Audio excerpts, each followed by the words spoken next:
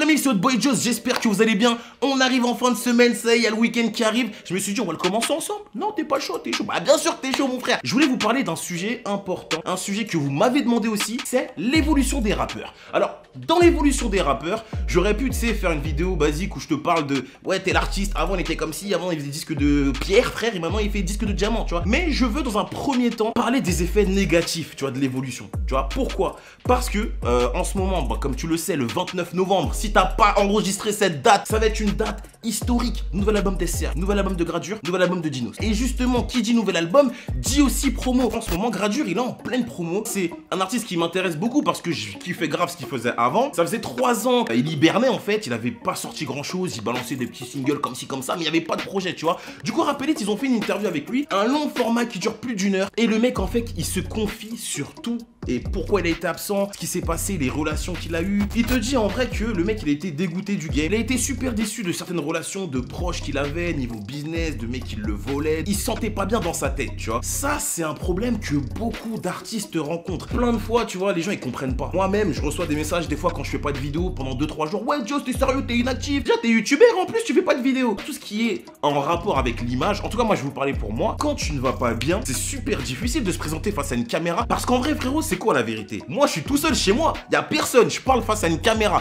En vrai, c'est grave chelou comme concept. Ma caméra, elle est là. Y a ma lumière et je te parle en fait. Tu vois, mais y a personne. Je suis tout seul. Faut vraiment être bien dans ta tête. Tu vois. Faut vraiment te sentir bien. Faut que tu sois bien. Et vraiment, l'interview de Gradure, elle m'a parlé parce que tu ressens ce que le mec il a vécu. Tu sens que c'est pas facile. Tu sens que en vrai, la vie d'artiste, mais c'est sûr que c'est le top. Tu vois. Parce que oui, t'as des sous. Tu fais ci, tu voyages, tu tacs, tu côtoies des gens. La redescente, elle est tout aussi fatale. C'est un problème qui touche énormément d'artistes. Et c'est quelque chose qu'on banalise un petit peu parce que finalement nous ce qu'on voit c'est que le côté positif. Si un mec comme Gradure, comme il a dit dans l'interview, demain il arrivait sur les réseaux, il te disait ouais en ce moment je vais pas bien, nanana, qu'est-ce que vous diriez? Vous diriez ouais frère, t'es là, tu fais des disques de platine, t'es artiste, t'es en tournée tout le temps, tous les week-ends t'es en showcase, pourquoi tu fais le malheureux? Nous on est là, on se lève à 7 h tous les matins, on va travailler à 6, ça fait pas de lui quelqu'un qui ne peut pas être mal, tu vois. Et pour ce faire, j'ai envie de te prendre plein d'exemples. Je te prends l'exemple de Avicii qui s'est suicidé parce qu'il allait pas bien. Après, il avait une maladie, etc., etc. Ils ont tous le même syndrome finalement de la dépression. Et c'est tout le temps des gens finalement qui sont successful, tu vois. Et c'est pour ça que les gens n'arrivent pas à comprendre. Tu te dis, mais putain frère, tu vends des millions de CD. T'es pété de thunes. Tu fais ce que tu veux.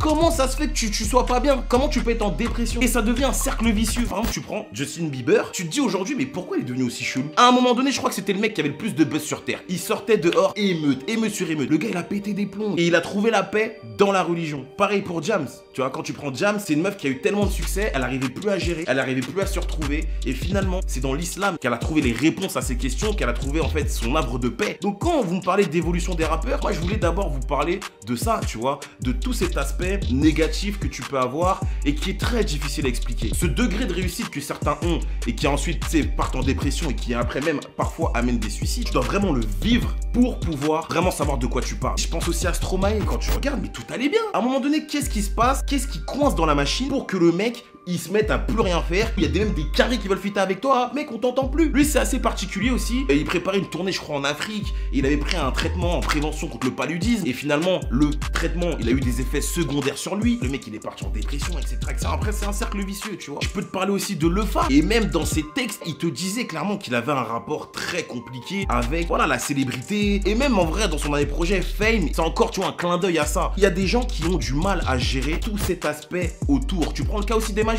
MHD, c'est un très bon exemple aussi parce que le mec, il était ultra successful, tout va bien, le mec, il crée un nouveau genre, en tout cas, il le popularise, carrément, ça fait des Coachella, tu vois, ça parle de feat avec Drake, et de lui-même, il te disait, ouais, le succès, c'est bizarre, j'ai du mal à gérer, et au final, je pense que tous ces gens-là, il y a une chose qui les relie, c'est la dépression. Même si tu vends des milliers de CD et tout, finalement, tu te sens seul, ton entourage, il change, tu penses connaître des gens, tu penses qu'il y a des gens qui sont là pour toi, qui veulent ton bien, qui sont là pour faire fructifier ton affaire, mais en fait, ils sont là que pour manger, frère, tu vois. De là, tu pètes un plomb. Parce que si tu grandis avec des gens et que ces gens ils t'ont fait à l'envers, tu te dis mais en fait sur qui tu peux compter. Et moi tu vois quand j'ai écouté l'interview de Gradure, franchement j'ai revu mon jugement sur lui. Je te cache pas qu'à un moment donné moi je me disais putain Gradure ça me fait chier parce que j'ai l'impression qu'il va faire une joke, tu vois, qu'il va partir et qu'il va pas revenir et qu'il va lancer des singles comme ci comme ça. Mais c'est très bien qu'il ait fait cette mise au point parce que finalement tu comprends. Après c'est à ses fans d'apprécier ou pas. Dans tous les cas il a un regard assez lucide sur son retour, tu vois. Si vous aviez des questions, si vous aviez des doutes par rapport à ça, à son absence et tout, le mec il répond à à tout. Je pense aussi à Joke, tu vois, je pense à Teyaba. J'ai trop hâte qu'ils proposent un nouveau projet et qu'il y ait des interviews qui sortent pour qu'ils t'expliquent vraiment ce qui s'est passé, tu vois.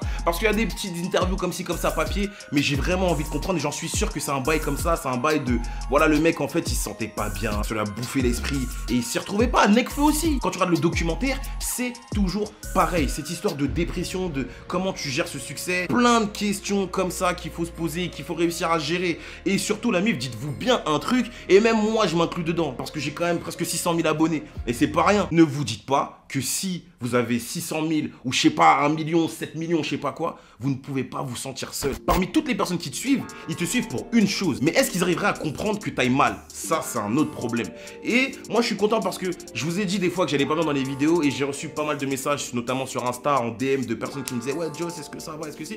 Et vraiment, ça fait plaisir. Si vous voyez des gens qui vous disent régulièrement « Ouais, ça va pas, je me sens fatigué, voilà, j'ai envie de rien, tout ça », c'est des signes, les gars. C'est des signes. Faut pas les laisser derrière ces gens-là parce que le fait de se sentir seul et de rester seul et de te gangréner seul, c'est là que tu rentres en dépression. Et pour ressortir d'une dépression, franchement, c'est difficile. Donc voilà, l'ami, je voulais vous parler un petit peu de cette évolution de certains rappeurs et surtout pointer le cas Gradure avec son nouvel album qui arrive le 29 novembre. Franchement, après cette interview, j'ai vraiment hâte d'écouter le projet et j'ai vraiment hâte de découvrir après tout ce temps, ce qu'il a à nous proposer. La MIF, j'espère que voilà, vous avez kiffé le fait que j'aborde un sujet un petit peu plus différent. Donnez-moi votre avis. Dites-moi si vous connaissez des gens qui ont déjà vécu des dépressions, si c'est vous peut-être, et comment vous en êtes sortis. Et surtout, dites-moi comment vous voyez les artistes qui, eux, peuvent aller mal alors que les mecs, ils ont tout pour eux. Argent, célébrité, meuf à gogo, tout ce que tu veux. Comment vous le vivez? Ça m'intéresse vraiment. La MIF, c'était votre boy Joss, toujours présent. J'espère que vous avez kiffé.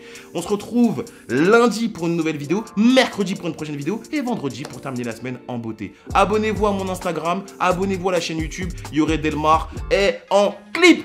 Donc restez connectés, ça arrive très bientôt, j'ai trop hâte. Oh my god, j'ai trop hâte. Let's go.